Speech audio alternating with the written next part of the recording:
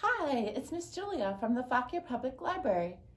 I'd like to welcome you to SPLAT today. I am so glad you could join me and Dragon. Would you? Princesses, witches, ogres, fairies, mermaids, and happily ever after endings, along with dragons, all have in common. Yes, you guessed it. They can all be found in fairy tales. Do you have a favorite fairy tale? Well, I do. And my favorite fairy tale is The Elves and the Shoemaker. But here are some other examples of fairy tales. Hansel and Gretel, The Frog Princess, The Princess and the Pea, Three Billy Goats Gruff, The Little Mermaid, and Jack and the Beanstalk. Today, I am going to read to you Jack and the Beanstalk, and this version was retold and illustrated by John Howe. Once upon a time, there was a poor widow who lived with her son Jack, who did not like to work. So all they had to live on was the milk from their cow that they sold at the market. One morning, the cow gave no milk, and the widow could see that she and Jack were in danger of starving. "Jack," she said, "there is nothing for it but to sell our cow and use whatever we get for her to help us survive." So Jack set off for the market. On his way, he met an old man who offered him 5 brightly colored beans for the cow. At first, Jack refused such a small offer. "It's a good trade," said the old man, "for these beans are magic and will bring you a great fortune." Jack returned home through the door of the small cottage. "Look, Mother, look at the wonderful magic beans I have traded for our cow," Jack said. "Beans," his mother cried.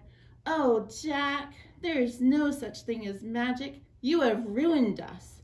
And with that, she took the beans and threw them out the window.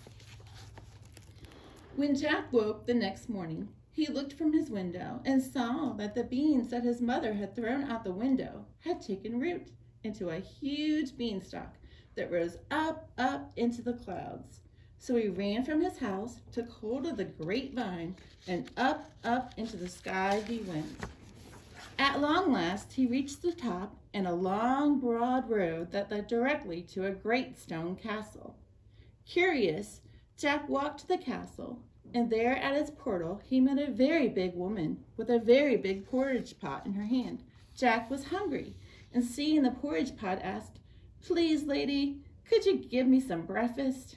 "You look like a good boy," said the woman. "Come in and I will give you some bread and milk.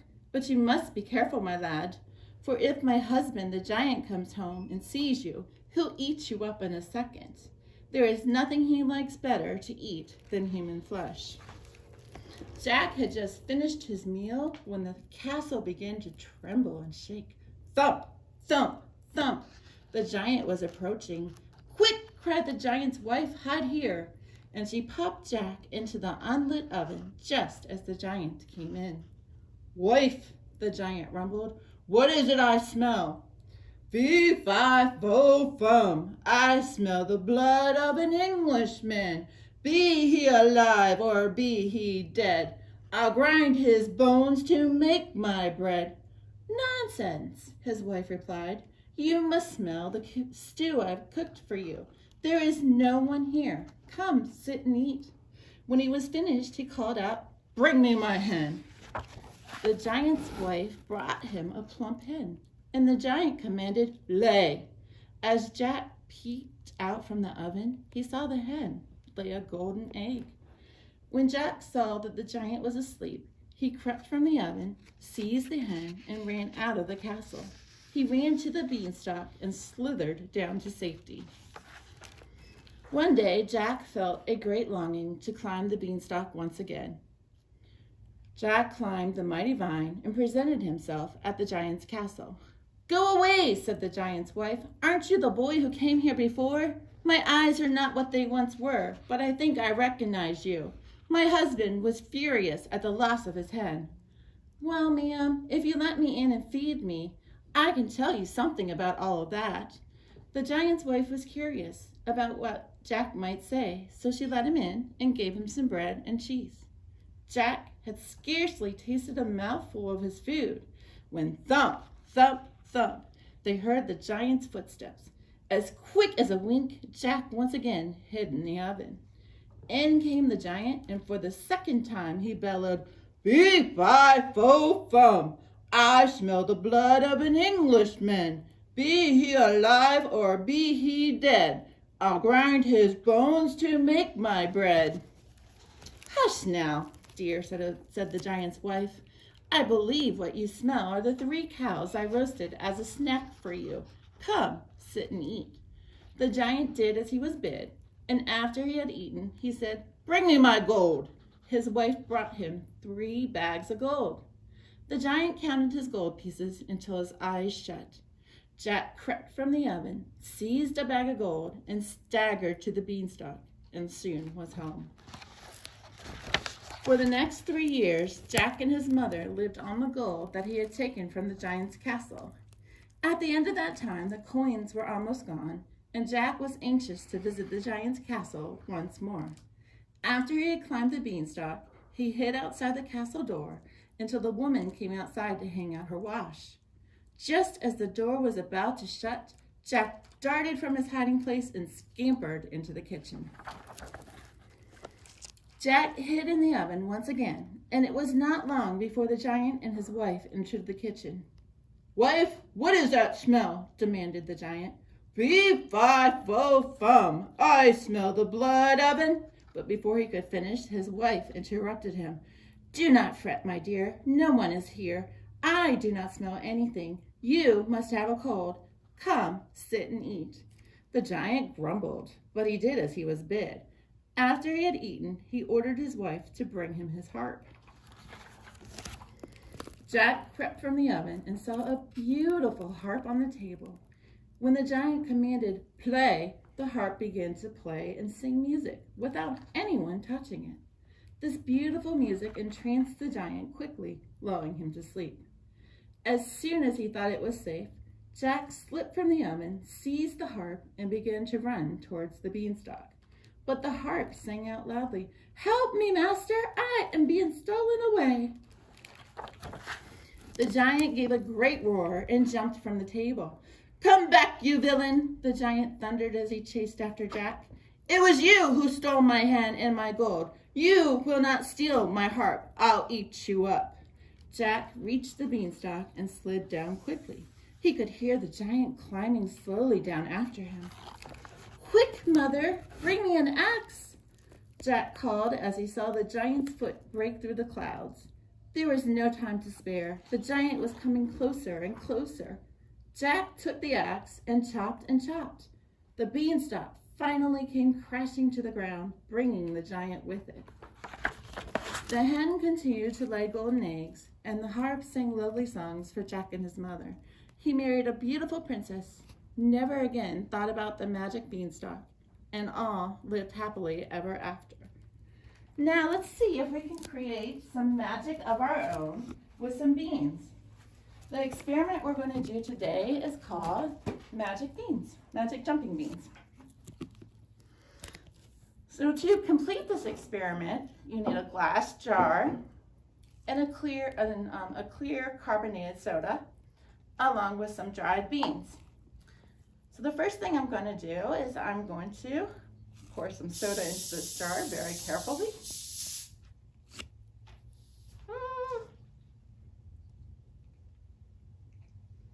Don't want it to go everywhere. All right. So now I'm going to pour it into the jar.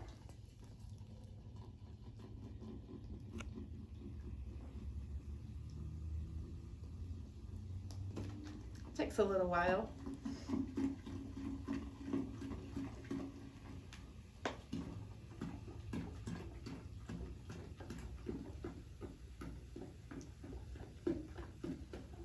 Okay.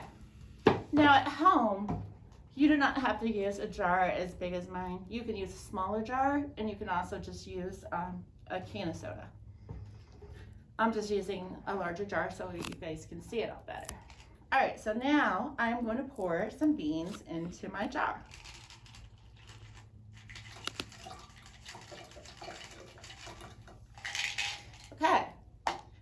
are the beans jumping around like that? The beans first drop to the bottom of the glass because they are heavier or more dense than the carbonated soda. But the soda has little air bubbles in it, the carbonation. When there are enough of these little carbonated bubbles stuck to the beans, the bubbles lift the beans to the surface, making the beans float. The bubbles are like little temporary life jackets. When the bubbles pop and the gas inside them escapes, the beans don't have anything to help them float anymore, and they sink back down to the bottom of the jar. It's like when you put a rock in a glass of water. The rock would immediately sink, and any object that is heavier than the liquid it is placed in will drop to the bottom. At the bottom of the jar, the beans collect gas bubbles again until they rise to the surface. And as you can see, they just keep repeating this. They're rising to the surface when they get enough bubbles on them, and then they fall back down to the bottom of the jar. Pretty nifty. So now we are going to listen to a story about a dragon. What did you say? Oh, he said this is what he has been waiting for. So the story is called Dragon Was Terrible. What? You don't think dragons can be terrible? Well, let's see. And the author is Kelly DiPuccio, and the illustrator is Greg Pizzoli. Dragon was terrible. Dragon was terrible. Naturally, dragons have a bit of terrible in them because they're dragons after all. But this dragon here, he's super terrible. He stomped on flowers, he played tricks on the guards, and he spit on cupcakes. Who does that? Dragon, that's who. That's not all. He scribbled in books, he threw sand, and he took candy from baby unicorns. Honestly, that's terrible. The king had had enough. Enough, he said, and he posted this sign. Brave knights, whoever shall tame the terrible dragon shall be rewarded with a gift. It shall be a nice gift. Ye shall like it. Signed, His Royal Majesty, the King. Knights lined up to show off their dragon taming skills. They all failed miserably, and Dragon just grew more terrible. He chased fuzzy yellow ducklings around the moat. He TP'd the castle, and he burned every last royal marshmallow to a blackened crisp. The villagers had had enough.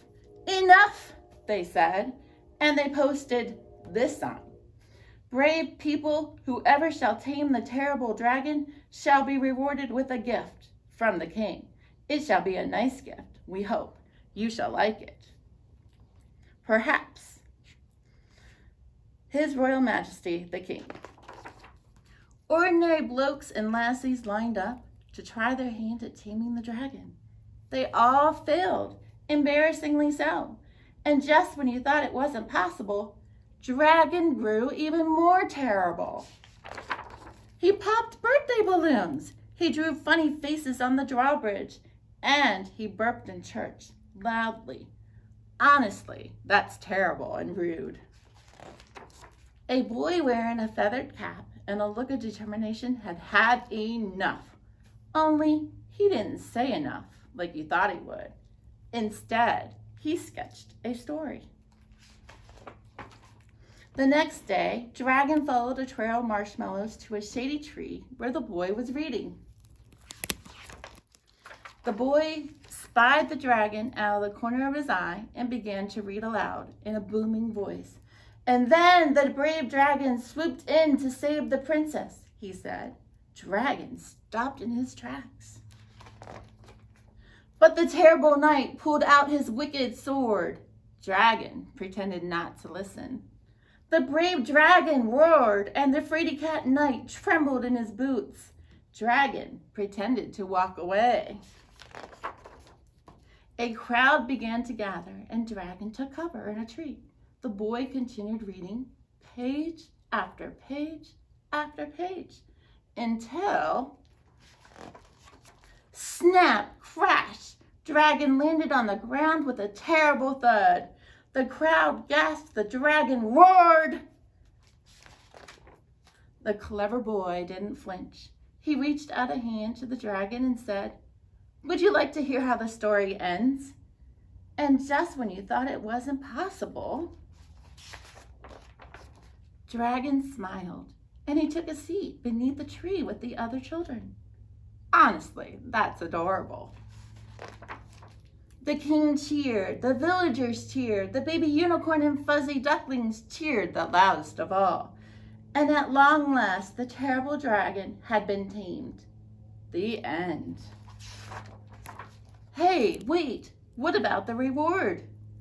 Oh yes, the gift was a new friend, a nice dragon, of course. It was such a cute story. And Dragon here said, see, he wasn't that terrible. He turned out to be nice. Yes, he did. All right, so now we're going to do a craft, and we're going to make a night shield. But before we make our night shield, I'm going to share a few fun facts about shields. So knights decorated their shields to help recognize one another in battle, so they wouldn't end up killing the people that were fighting on the same side as them. By the year 1150, they used specific designs and colors to identify themselves, and these were called coat of arms or just arms, and that's right there. The shields were made up of many designs, geometric shapes, plants, and animals, and they used 5 main colors: blue, red, black, green, and purple, and 2 metals, gold and silver. So now we're going to make a night shield. So when you're making a night shield, one of the first things you need is a sturdy material so that your shield has some substance to it. So you can use like a pizza box, a cereal box, a cracker box, an Amazon box, any kind of box that you have at home. And then what you want to do, and I have already done it, is you want to cut to a flat piece. The next step in making the shield is you're going to draw your flat edge. So I'm going to draw my flat edge. And I'm going to use a ruler, but you can use any straight edge. Okay? Now the tricky thing about making the shield is you want to make sure that this point right here falls in the middle of this line. So I'm going to look at this. You can be specific about it if you want and measure it and say, okay, this falls, or you can just eyeball it. I kind of eyeballed it. And then you're going to draw your shield shape.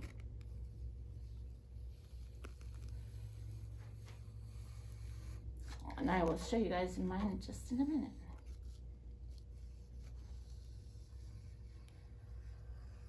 All right, so there's my shield shape. And then I'm going to cut it out.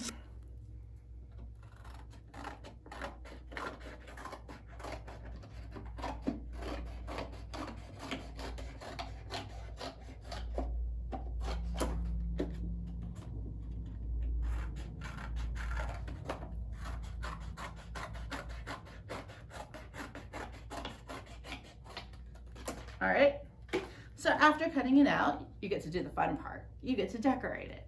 And so, as you can see, I put aluminum foil on this one because I wanted to make it look more authentic, and I used geometric shapes and animals. For this one, I just covered it with construction paper and cut out some pictures out of the newspaper and some ads and glued them on. So here's my decorated shield, and for this one, I just used some colored pencils, drew a crescent shape, and colored them in. So you can decorate your shield any way you want. That's just how I did mine. Then what you're going to do is you're going to take the scraps that are left over from your box, cut them off, because you want to give your shield a place where you can hold on to it. So you're going to take your shield and you're going to figure out, okay, I need that much space to fit my arm up. So once you figure that out, you can fold the ends over. Fold the ends over so that you know where you need to tape. or you can glue it. I'm going to use tape because it's a little bit quicker. And I'm going to tape it down. I'm going to use a couple pieces of tape on each side so that it will stay.